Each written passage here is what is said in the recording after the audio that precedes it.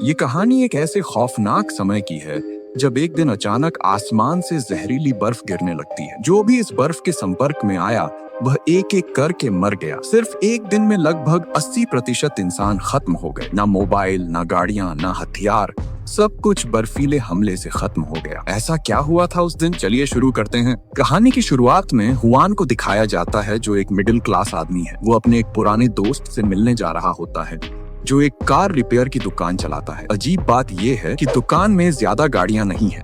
उसी रात हुआन अपने 3 दोस्तों के साथ बैठकर ताश खेल रहा होता है। इनकी दोस्ती 30 साल से भी ज्यादा पुरानी है और आपस में गजब की बॉन्डिंग है। यहाँ ध्यान देने वाली बात यह है कि उसके 3 दोस्त कौन हैं। पहला है घर का मालिक टानो, दूसरा है थोड़ा सा गंजा दोस्त और तीसरा है सफेद बालों वाला बुजुर्ग आदमी। अचानक पूरे घर की बिजली चली जाती है और सबका मूड खराब हो जाता है। हुआन मोबाइल निकालकर चेक करता है, लेकिन हैरानी की बात ये होती है कि फोन पूरी तरह हैंग हो चुका है। सिर्फ उसी का नहीं बल्कि कमरे में मौजूद हर किसी का फोन काम करना बंद कर देता है।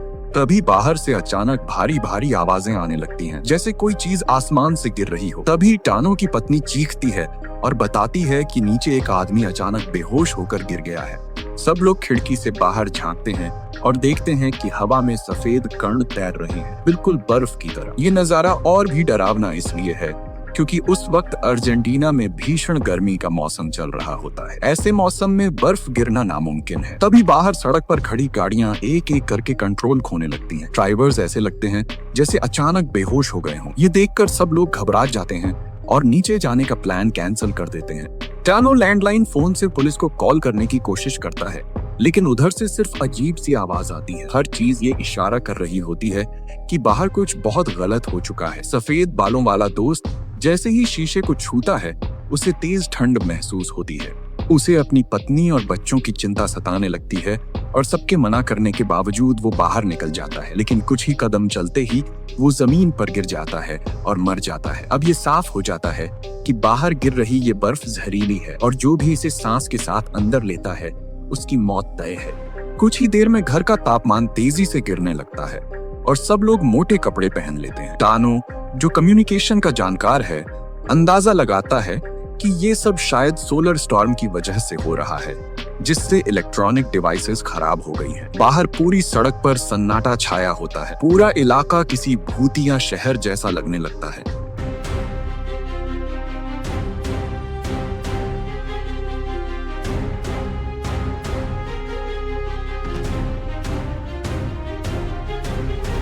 तभी सामने वाली बिल्डिंग में अचानक लाइट जलती है। एक पड़ोसी खिड़की पर आता है और इशारों इशारों में कुछ समझने की कोशिश करता है। हुआन और बाकी लोग उसे खिड़की न खोलने का इशारा करते हैं, लेकिन वो गलत समझ लेता है।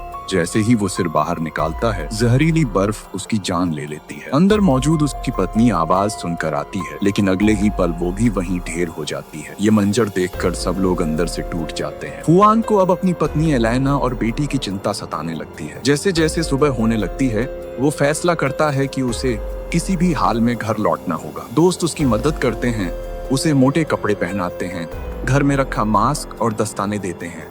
सबका मानना होता है कि अगर शरीर ढका रहे तो शायद बर्फ नुकसान नहीं पहुंचाएगी। हिम्मत जुटाकर हुआन बाहर निकलता है और सच में बर्फ उसे कोई नुकसान नहीं पहुंचाती।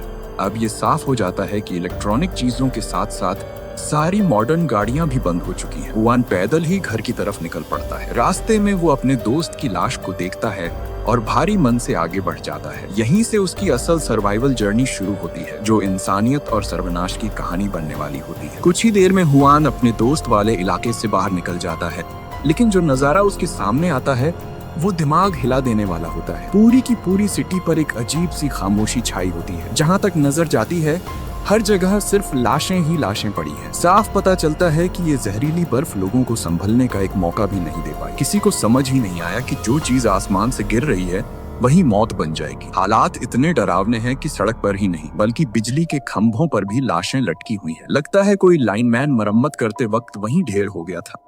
हड्डियां जमा देने वाली ठंड और जहरीली बर्फ के बीच हुआन अपनी जैकेट कसकर पकड़ता हुआ आगे बढ़ता रहता है। वैसे तो उसके घर की दूरी सिर्फ करीब 5 किलोमीटर है, लेकिन हर कदम पहाड़ चढ़ने जैसा लग रहा होता है। धीरे धीरे वो आसपास के हालातों का आदी होने लगता है और डर सुनने पड़ने लगता है। तभी अचानक एक तेज सीटी की आवाज सुनाई देती है। आवाज की तरफ देखता है तो बर्फ के बीच एक फौजी वर्दी में खड़ा सिपाही दिखाई देता है। हुआन कुछ समझ पाता उससे पहले ही वो शख्स गायब हो जाता है। बिना ज्यादा सोचे वो एक शॉर्टकट रास्ता पकड़ लेता है। थोड़ी देर बाद उसे एक भयानक नजारा दिखता है। रेलवे ट्रैक के पास खड़ी एक ट्रेन, चारों तरफ बिखरी लाशें ये बताती हैं कि लोग जान बचाने के लिए ट्रेन से उतरे होंगे, लेकिन जहरीली बर्फ ने किसी को छोड़ा नहीं। हुआन सोचता है कि शायद ये आफत सिर्फ शहर तक सीमित होगी, लेकिन अब समझ आता है कि जहाँ भी ये बर्फ गिरी है वहाँ मौत ही मौत है।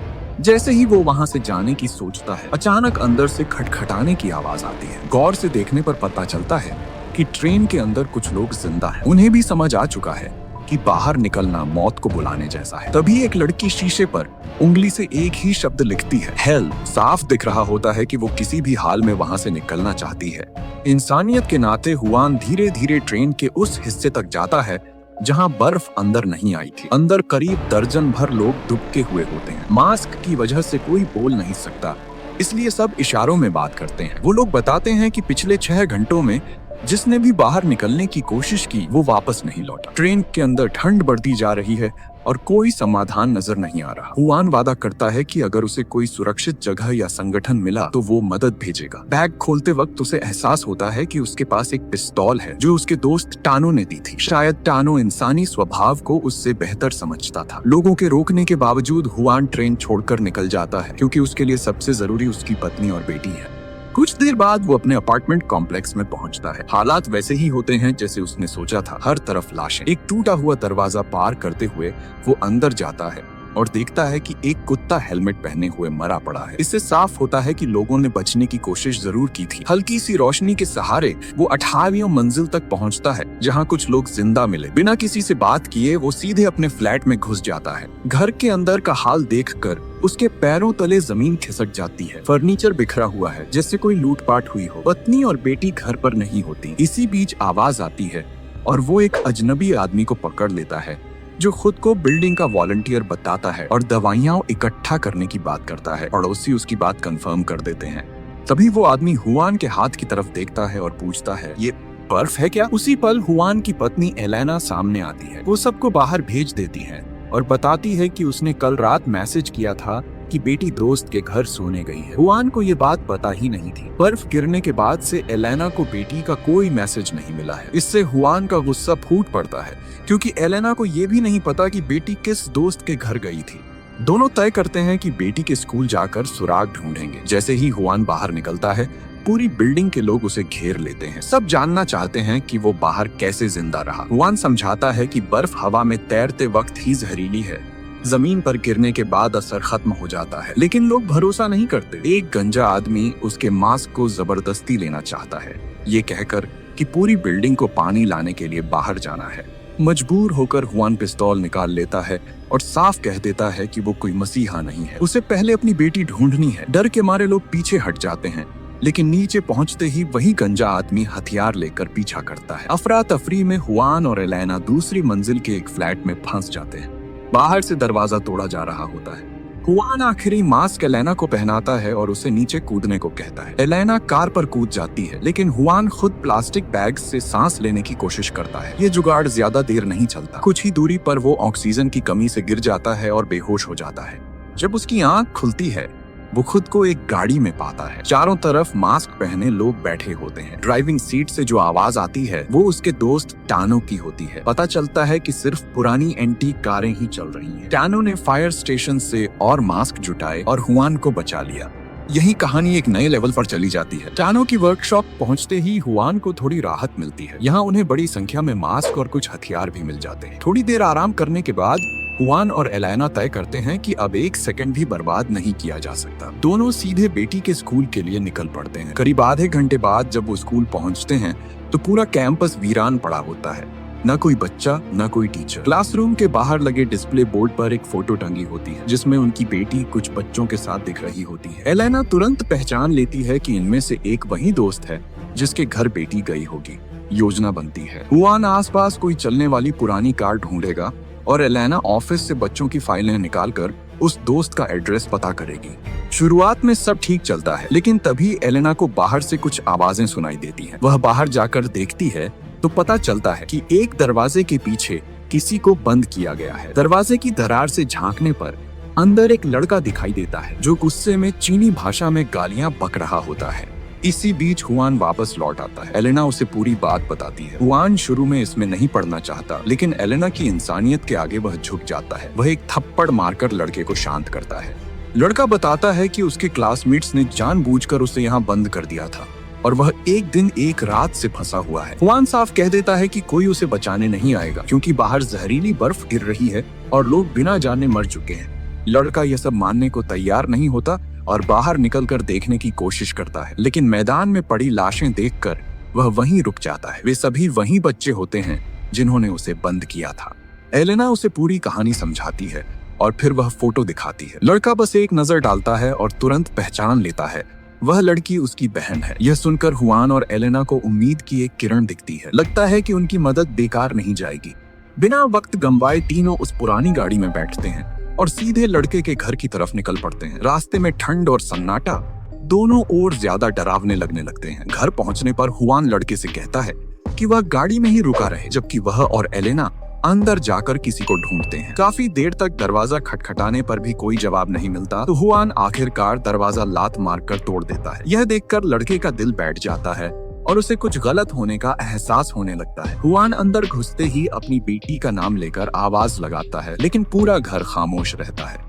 वे पीछे के आंगन की ओर जाने वाले गलियारे से गुजरते हैं और वहाँ का दृश्य देखकर हुआन का दम घुटने लगता है। स्विमिंग पूल के पास 8 लोग अलग अलग हालत में मरे पड़े होते हैं, ज्यादातर डाइनिंग टेबल के आसपास। साफ है कि वे लोग बाहर खाना खा रहे थे। तभी जहरीली बर्फ गिरनी शुरू हुई। हुआन दिल पर पत्थर रखकर लाशों को ध्यान से देखने लगता है। वह एक लड़की का सिर उठाकर देखता है, लेकिन वह न तो उसकी बेटी होती है और न ही वह लड़की जिसे वे ढूंढ रहे थे। उसी पल उसे शक होता है कि शायद लड़के ने उनसे झूठ बोला है, क्योंकि सामने की हकीकत कुछ और ही बता रही थी। एलेना लड़के को संभालती है और उसे शांत करती है। ऐसी स्थिति के लिए वे मानसिक तौर पर पहले से तैयार थे। कुछ देर बाद लड़के को तेज बुखार चढ़ जाता है, शायद लंबे वक्त तक ठंड में फंसे रहने की वजह से। आपस में बात करके हुआन और एलेना तय करते हैं कि वे उसे अपने साथ ले जाएंगे। वैसे भी लड़के ने अभी तक उस सहेली के घर का पूरा पता नहीं बताया था। हुआन अंदर ही अंदर गुस्से में होता है। उसे लगता है कि वह खुद को एक बच्चे के झूठ के सहारे यहाँ तक खिंचवाता चला आया। रास्ते में उन्हें एक मेडिकल स्टोर दिखता है। हुआन तुरंत गाड़ी रोककर बुखार की दवा ढूंढने अंदर जाता है। लड़के से उसे कोई खास लगाव नहीं होता, फिर भी एलेना का दिल अब भी इंसानियत की तरफ झुका रहता है।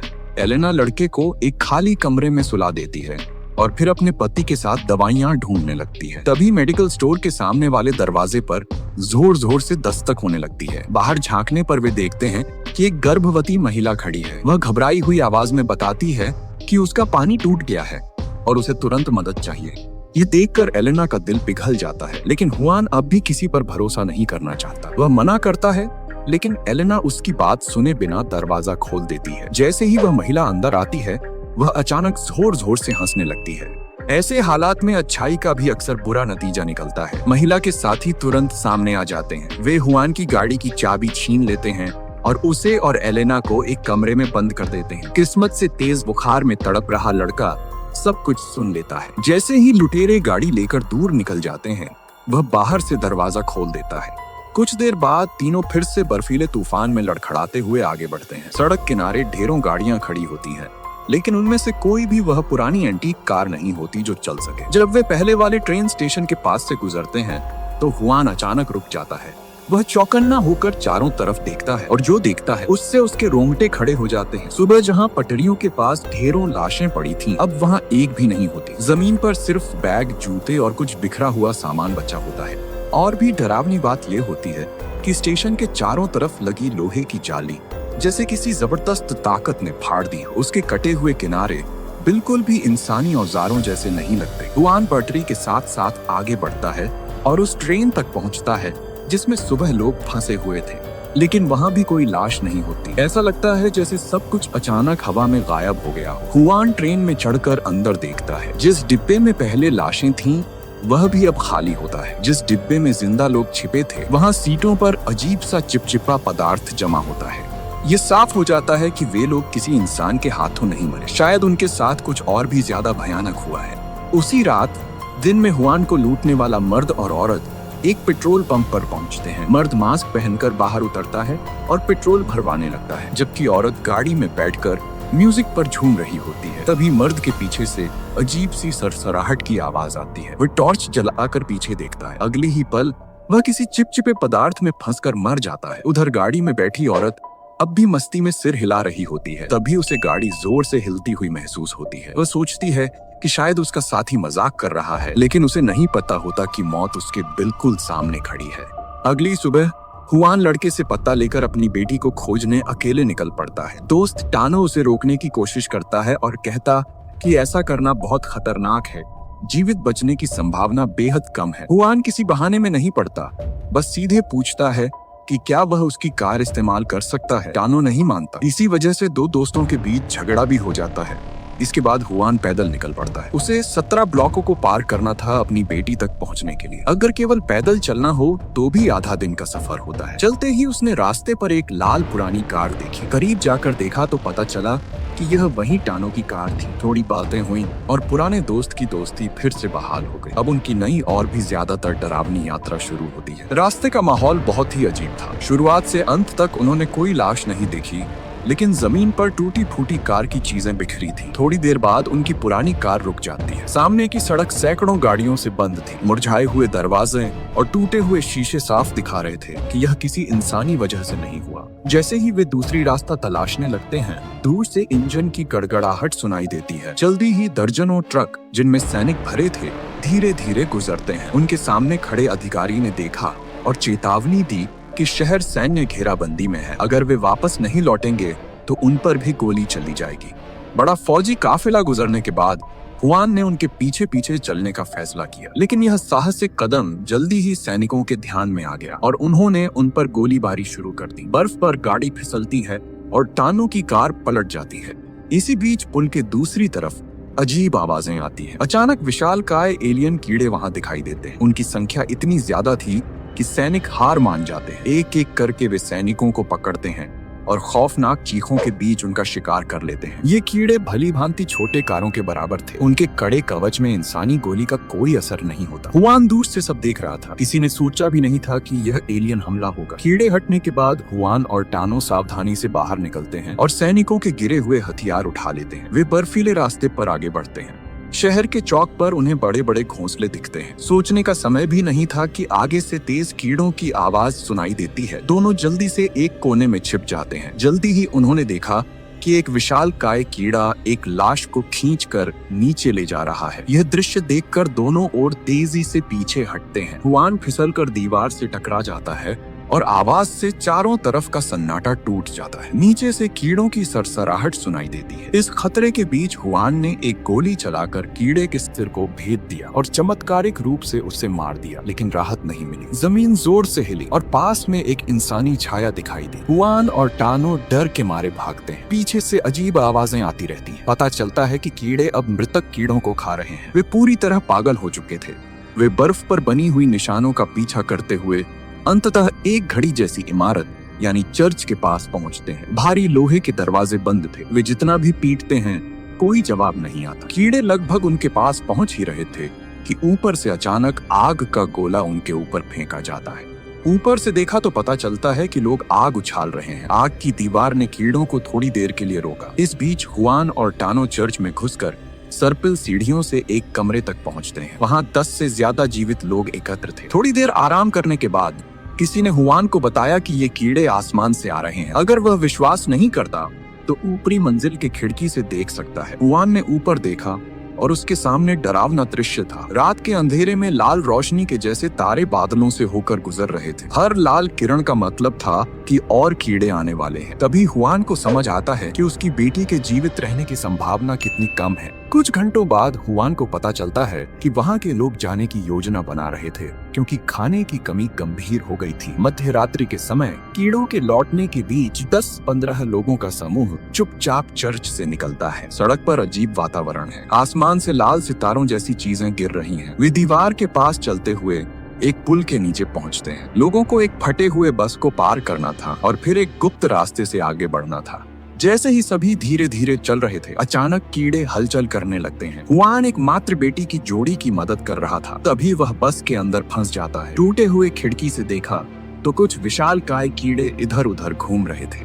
एक कीड़ा अचानक रुकता है। लगता है कि उसने बस में अपना शिकार देख लिया। इसी खतरनाक वक्त में चर्च में दो बुजुर्ग अंतिम ताकत लगाकर घंटी बजाते हैं। कीड़े तुरंत अपना ध्यान बदल लेते हैं और बाहर चले जाते हैं। हुआन बस के अंदर सांस रोककर इंतजार करता है। कीड़े चले जाने के बाद वह बाहर निकलता है। हुआन अब पूरी तरह सच को समझ चुका था। एलियंस की यह पूरी योजना इंसानों को खत्म करने और अपनी पकड़ बनाने की थी। उन्होंने देखा कि बर्फ की मौत, शहर की तबाही और बची हुई मानवता का भ्रम सब एलियंस की चाल थी।